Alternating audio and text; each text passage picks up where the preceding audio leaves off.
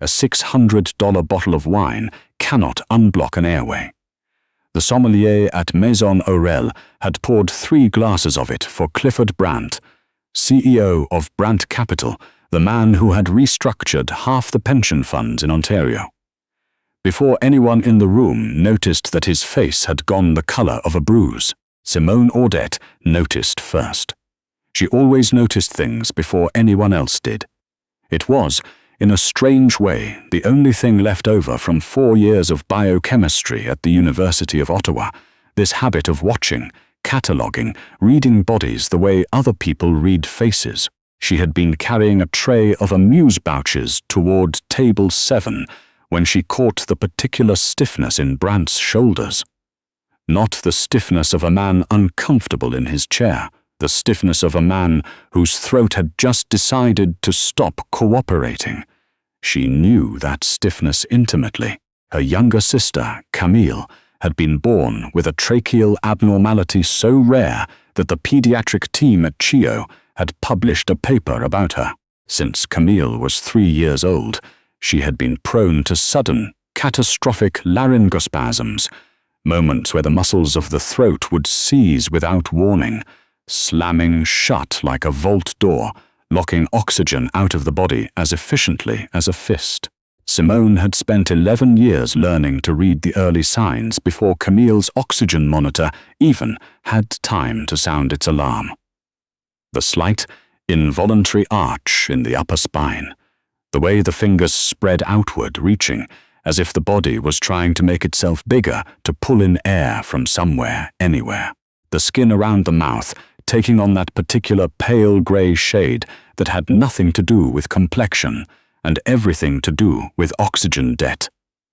Clifford Brandt had all 3. He was sitting at the private corner table in Maison Aurel's glass-walled dining room, 60 floors above downtown Toronto, across from a man whose name every business journalist in the country knew. Raymond Tusk, the chairman of a Vancouver-based infrastructure fund with $8 billion under management. Brandt had booked the table 3 weeks in advance. He had ordered the wine pairing before they sat down. He had told his assistant to confirm the reservation twice. Tonight was the closing dinner for a partnership deal that had taken 14 months to structure. There was a signed term sheet sitting in a leather folder in Brandt's briefcase beneath the table. None of that mattered now. Brandt's hand flew to his collar. His tie, dark navy, silk, the kind of tie that costs more than Simone's rent, came away in his fist. He pulled it with a violence that knocked his water glass sideways. It didn't shatter. It simply rolled off the edge of the table and hit the floor with a dull, hollow sound that nobody in the room should have been able to hear over the jazz quartet playing near the bar.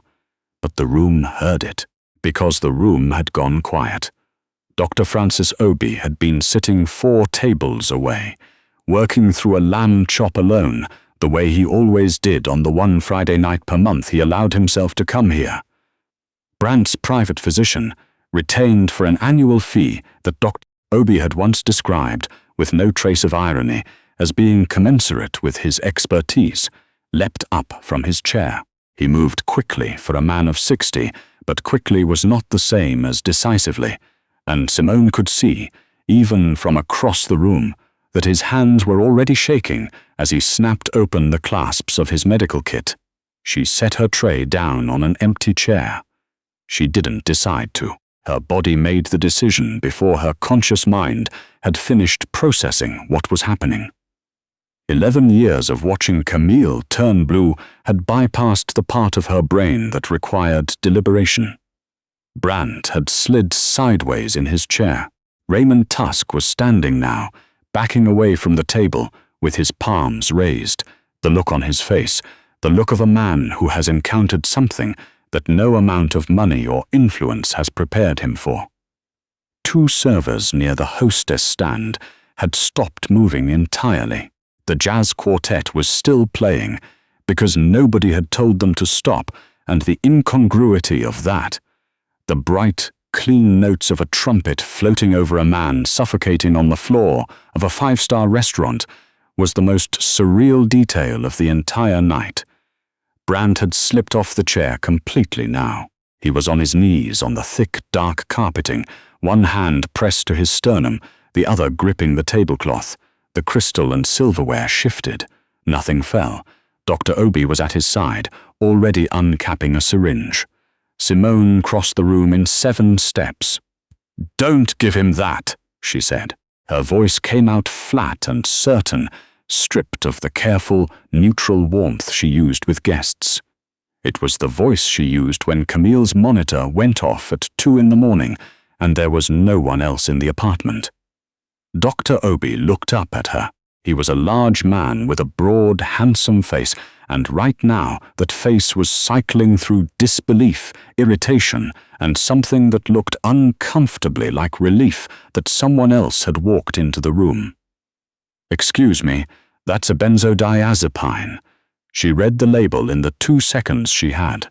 She recognized the drug class, the dosage printed on the barrel. "His airway is already compromised. If you suppress his respiratory drive now, he won't be able to sustain breathing on his own. You'll need a crash cart before the paramedics get up 60 floors. I am his physician. He's in laryngospasm." She was already on her knees beside Brandt. "This isn't anxiety. This is a mechanical seizure of the vocal cords. Sedation will stop his body's compensatory efforts. It will kill him faster than the spasm will." The word kill went through the room like a current. Dr. Audet hesitated. That half-second of hesitation was the most important half-second of Clifford Brandt's life. Brandt was looking up at the ceiling. His eyes were open but unfocused, the lights from the chandelier above the table reflecting in them, in a way that made them look glassy and very far away. His lips had gone from grey to blue at the edges, the sound coming from his throat, that thin, desperate, high-pitched stridor, air forcing itself through a partially sealed passage, had dropped in volume, which was not a good sign. It meant the passage was narrowing further. "Hold his shoulders," Simone said to Raymond Tusk, who was still standing several feet away with his back against the window, the city lights blinking 40 stories below him. "I need him still. Please." Something in her voice moved Tusk the way it had moved her own hands minutes ago, before thought caught up. He came around the table and knelt beside her. His suit jacket had probably cost $4,000, and he put his knees on the carpet without looking at it. "What are you doing?" he asked. "Laryngospasm notch." She was already positioning her hands on either side of Brandt's jaw. There's a pressure point, just behind the earlobe, between the mastoid process and the jaw condyle. Sustained bilateral pressure causes a strong enough stimulus to the glossopharyngeal nerve that it overrides the vagal reflex keeping his cords closed. It's called Larson's maneuver. It works. "How do you?" my sister Simone said and pressed. The technique required force, not surgical, controlled, gentle force, the kind of force that left marks. She drove her thumbs into the notches behind Brandt's earlobes and simultaneously pushed his jaw forward and upward, the specific vector that activated the nerve pathway, and she held it with everything she had. The room held its breath. Brandt's body went completely rigid. Then it convulsed once, hard, the way a person does when every muscle fires at once.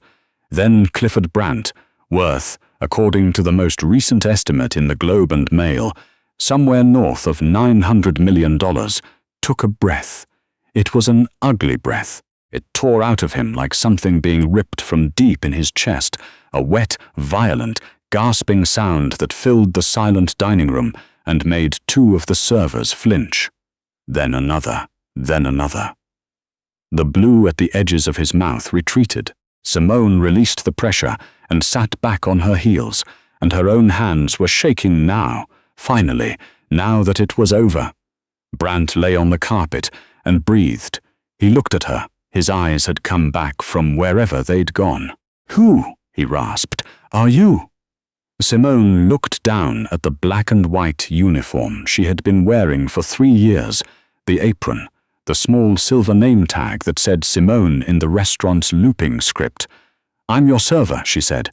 The next morning, Maison Aurel's general manager called Simone into his office before her shift. Henri Delorme was a trim, precise man in his mid-50s who had run the restaurant for 11 years and had cultivated, over that time, an almost preternatural ability to remain unruffled. He was ruffled now. There were 2 documents on his desk. "Sit down, Simone." She sat first, Henri said, folding his hands on the desk. "I want to be clear. What you did last night was, by any reasonable measure, extraordinary.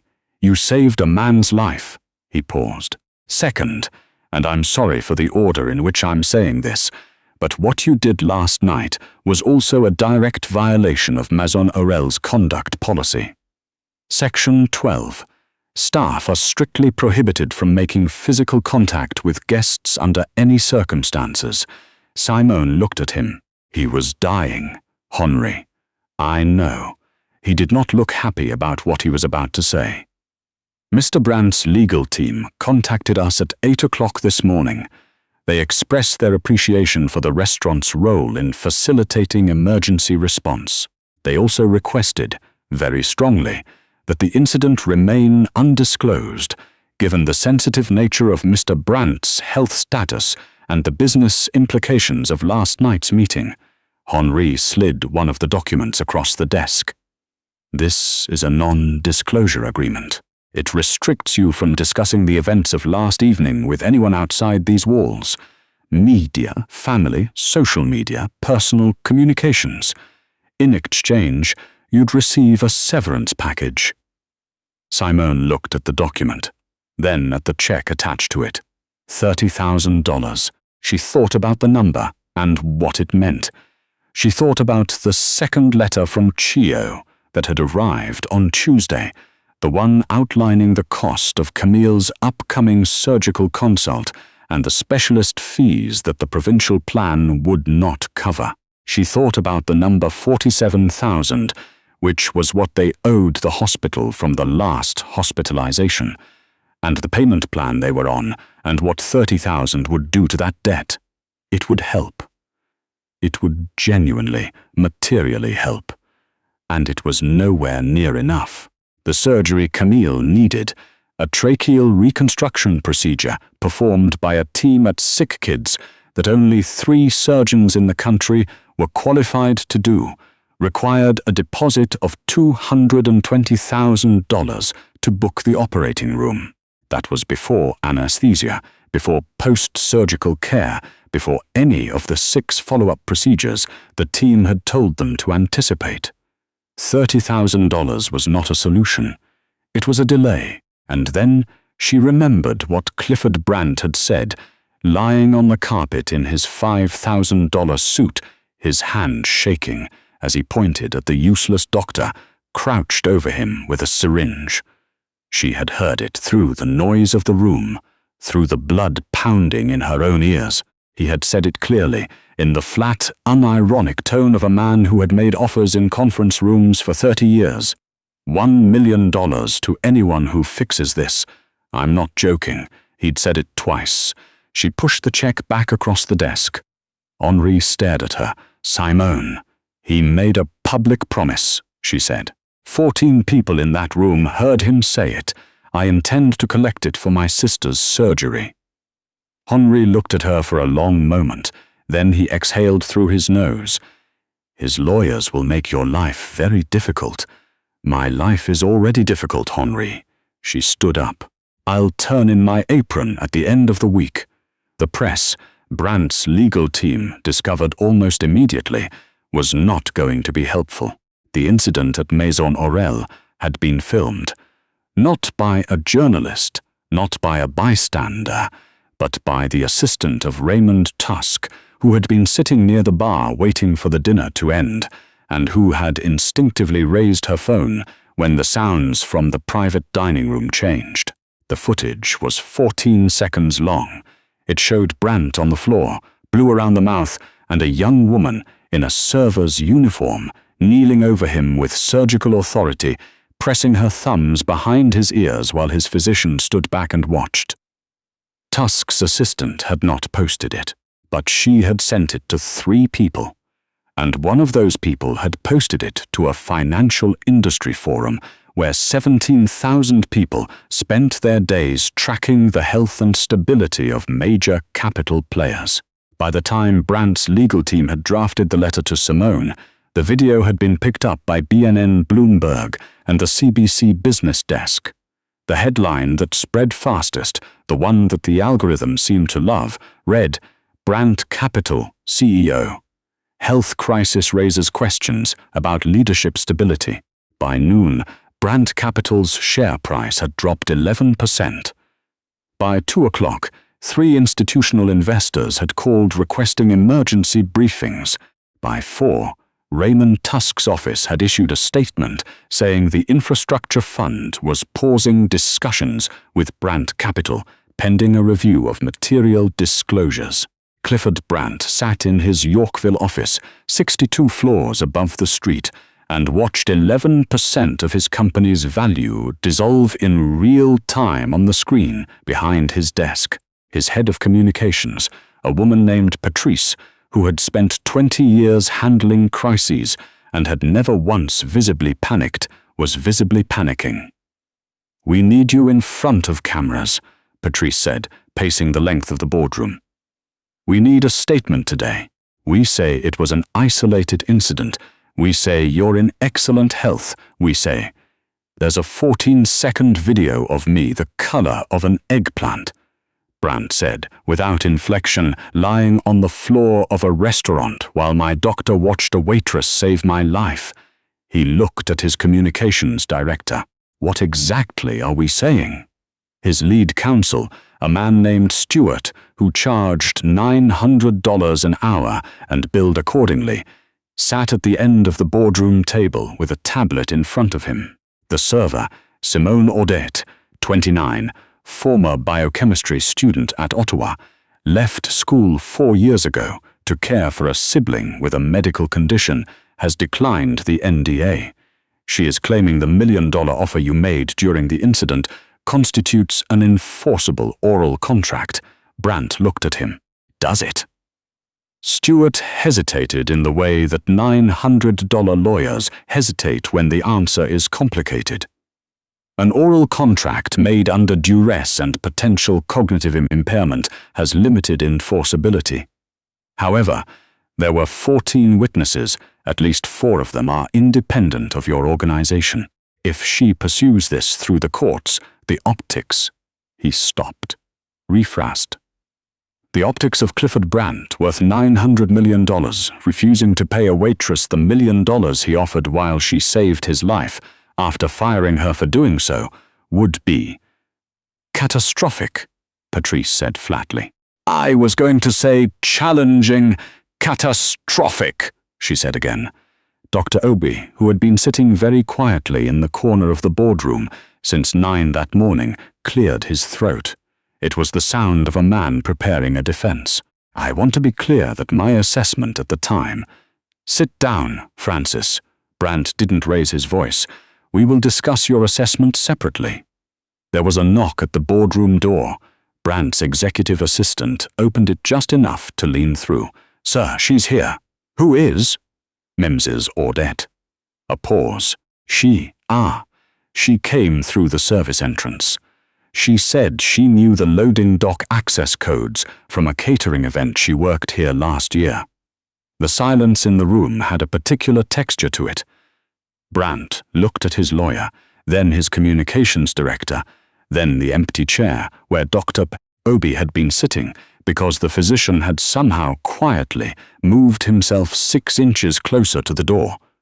"Send her in," Brandt said. Simone Audet walked into the boardroom in the same way she had walked across the dining room of Maison Aurel the night before.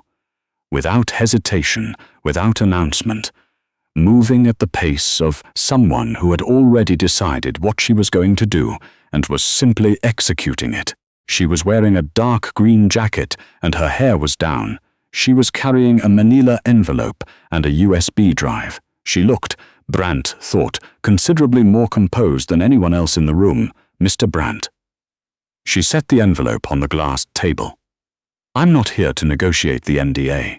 I'm here because I know why you've had 12 medical episodes in the last 2 years, and I know why every specialist you've seen has failed to stop them. The room went very still. Stewart began to say something about medical qualifications, and Brandt raised one hand and the lawyer stopped. Talk, Brandt said. Simone opened the envelope and spread 3 documents across the table. I recognized your condition immediately yesterday because my sister has a structural airway defect that caused the same type of spasm throughout her childhood. We spent years in ERs across Ontario.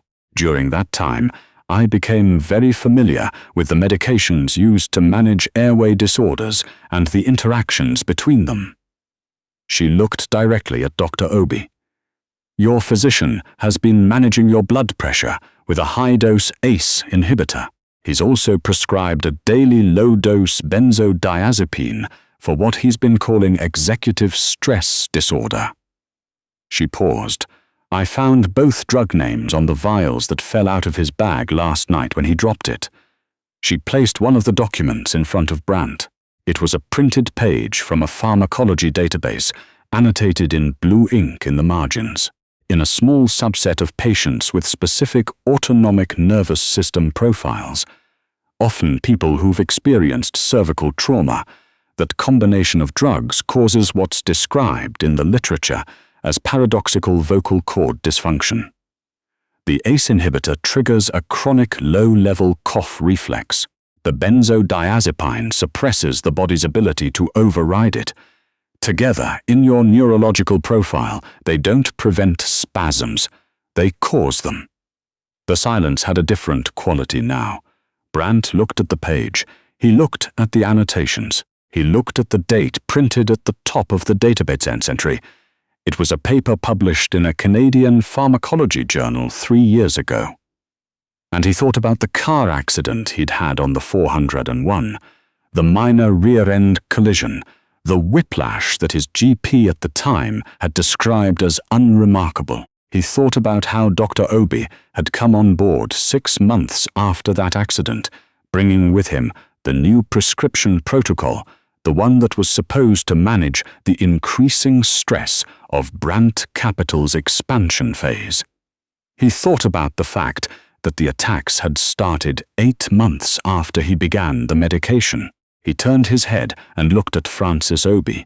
Dr. Audet had, at some point in the last 90 seconds, moved another 4 inches toward the door. "Francis," Brandt said quietly. The physician looked at him.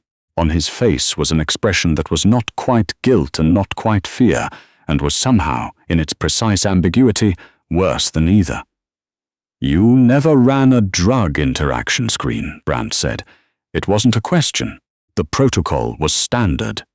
You prescribed both medications without cross-referencing them against my neurological history from the accident.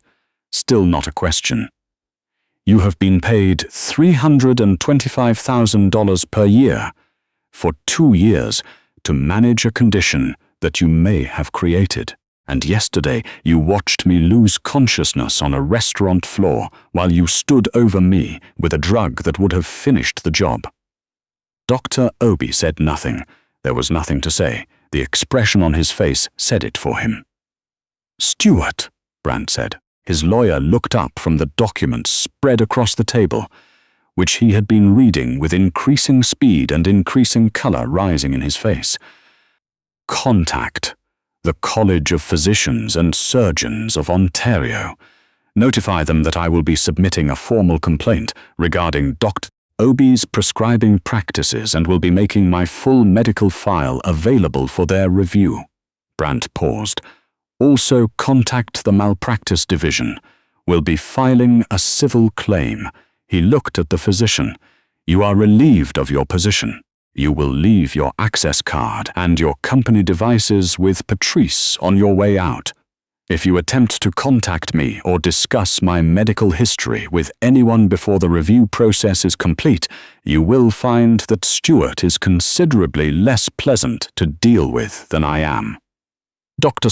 Audet stood, straightened his jacket with a dignity that the moment entirely failed to support, and left. The door closed. Brandt looked at Simone. She had watched all of it without expression, her hands resting on the table, the manila envelope in front of her. She looked like someone who had been in enough hospital rooms to know that emotional reactions were a luxury for after. "You could have taken the $30,000, Brandt said. "My sister needs $220,000 to book the surgical suite at Sick Kids," Simone said. "And she needs it before the end of October, or the team loses the booking, and we go back on the wait list for another 18 months. She met his eyes. "I didn't save your life to negotiate. I saved your life because a person was dying in front of me. But you made a promise in front of witnesses, and I need that promise kept." Brandt was quiet for a moment. He was a man who had spent 30 years in boardrooms developing an absolute talent for reading what was real and what was performance. Simone Audet was not performing anything. The exhaustion in her face was structural, built into the lines around her eyes and the set of her jaw. The particular tiredness of someone who has been holding something up for a long time and has learned not to let it show. He recognized it, vaguely and uncomfortably, as something he had seen in his own face in the hotel mirror the morning after an attack. "Stuart," Brandt said without looking away from Simone. "Draft a new agreement. Ms. Audet will receive $1 million, paid by wire transfer before close of business today. She will also receive a formal position as a medical operations consultant for Brandt Capital's corporate health and safety division, at a salary to be negotiated." He paused. "Additionally, contact Sick Kids Hospital. I'd like to speak personally with the chief of pediatric surgery today. Camille Audet's case is to be prioritized, and all surgical and post-operative costs will be funded through the Brandt Foundation." Stuart was writing quickly. Patrice was looking at Brandt with an expression he couldn't entirely interpret. Simone sat very still across the table. Something had shifted in her face, not broken, not collapsed, just shifted, the way a structure shifts when the weight it's been bearing is finally, carefully removed. "That's more than I asked for," she said. "You asked for what you needed," Brandt said. "I'm paying what I owe." He leaned back in his chair. "You also, incidentally, gave me back 2 years of my life." A pause, and then, with a dryness that his communications team had spent years trying to remove from his public persona, "The million barely covers it." The press conference happened 4 days later in the atrium of Brandt Capital's King Street offices. Brandt stood at the podium and explained, in clear and deliberate language, that he had been misdiagnosed, that a drug interaction error had caused his episodes, that the error had been identified by a former biochemistry student working as a server at Maison Aurel, and that the woman standing to his left had saved his life using a technique she had learned managing her sister's medical condition since childhood. He explained the $1 million promise he had made on the floor of the restaurant, and that he had kept it. He explained the donation to Sick Kids. Then he stepped away from the podium and gestured to Simone, and she stood there in the atrium light, in front of 4 cameras and a room full of journalists, and she did not look like a woman who had been transformed. She looked like a woman who had always been exactly who she was, and had simply waited for the rest of the world to catch up. Raymond Tusk's office called before the press conference was over. The infrastructure deal was back on the table. Brandt Capital's share price closed that day 8% above where it had been before the video went public. Camille Audet had her surgical consult at Sick Kids 14 days later. The procedure was booked for November. The three-surgeon team told Simone it was the clearest-cut structural case they had seen in years, and they were optimistic in the way that surgeons who have done a thing 100 times are optimistic, quiet and precise, and grounded entirely in evidence. Simone sat in the waiting room outside the consult and thought about the University of Ottawa biochemistry department and the registration portal she had opened on her phone that morning for the first time in 4 years, and the deferral letter she'd drafted and not yet sent. She had worn the apron for a long time. She had learned, under it, that competence does not announce itself. That expertise accumulated in a cramped apartment at 2 in the morning, reading medical journals on a phone screen while her sister slept, does not stop being expertise simply because the person holding it is carrying a tray. She sent the letter.